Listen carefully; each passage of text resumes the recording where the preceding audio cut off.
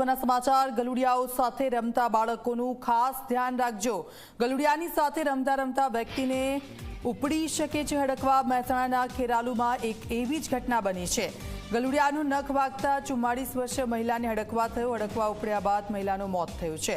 ગલુડિયાનું નખ વાગ્યા બાદ પેરાલિસિસની અસર થઈ ગઈ હતી।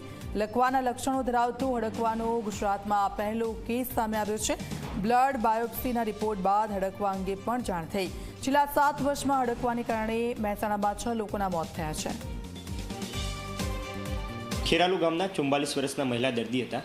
તેમને 2 મહિના પહેલાં ગલુડિયાએ નખ ભર્યો હતો અને ત્યારબાદ એ મહિલા દર્દીને હાથની કમજોરી સર્જાઈ હતી અને ત્યારબાદ ધીરે ધીરે પગની કમજોરી સર્જાઈ હતી।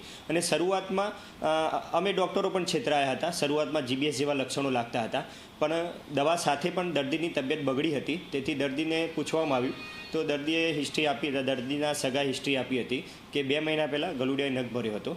અને ત્યારબાદ અમે NIV પુણે ખાતે પેશન્ટના લોહીના રિપોર્ટ તેમજ કમરનું પાણી એટલે કે CSHના રિપોર્ટ તેમજ બાયોપ્સીનો રિપોર્ટ NIV પુણે એટલે કે નેશનલ ઇન્સ્ટિટ્યૂટ ઓફ વાયરોલોજી ખાતે રિપોર્ટ મોકલ્યા હતા અને જે રિપોર્ટ પોઝિટિવ આવ્યા હતા। અને હડકવા સામાન્ય રીતે 100% મૃત્યુદર ધરાવતી બીમારી છે, એટલે દુર્ભાગ્યવશ આ દર્દીનું પણ સઘળા પ્રયત્નો છતાંય મૃત્યુ થયું હતું।